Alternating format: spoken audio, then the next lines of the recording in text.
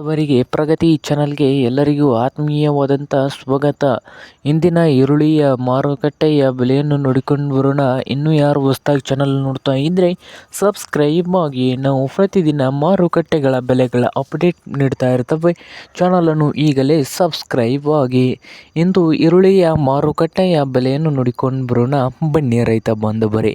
ಇಂದು ಈರುಳ್ಳಿ ಬಂದು ವಿಜಯಪುರದಲ್ಲಿ 1 ಕ್ವಿಂಟಲ್ಗೆ 1000 ರೂಪಾಯಿದಿಂದ 2200 ರೂಪಾಯಿದಿಂದ 2200 ವಿಜಯಪುರ ಮಾರ್ಕೆಟ್ನಲ್ಲಿ 1 ಕ್ವಿಂಟಲ್ಗೆ ಈರುಳ್ಳಿ ರೇಟು ಇದೆ. ಹಾಗೆ ಚಿಕ್ಕಬಳ್ಳಾಪುರ ಮಾರ್ಕೆಟ್ನಲ್ಲಿ 1 ಕ್ವಿಂಟಲ್ ಈರುಳ್ಳಿಗೆ 1400 ರೂಪಾಯಿದಿಂದ 2500, 1400 ರೂಪಾಯಿದಿಂದ 2500 ಚಿಕ್ಕಬಳ್ಳಾಪುರ ಮಾರ್ಕೆಟ್ನಲ್ಲಿ 1 ಕ್ವಿಂಟಲ್ ಈರುಳ್ಳಿ ರೇಟು ಇದೆ. ಹಾಗೆ ಇನ್ನೊಂದು ಮಾರುಕಟ್ಟೆ ಬಾಗಲಕೋಟೆಯಲ್ಲಿ 1600ದಿಂದ ಹಿಡಿದು 2200, 1600ದಿಂದ 2200 ರೂಪಾಯಿವರೆಗೆ 1 ಕ್ವಿಂಟಲ್ ಈರುಳ್ಳಿಯ ಬೆಲೆ ಇದೆ.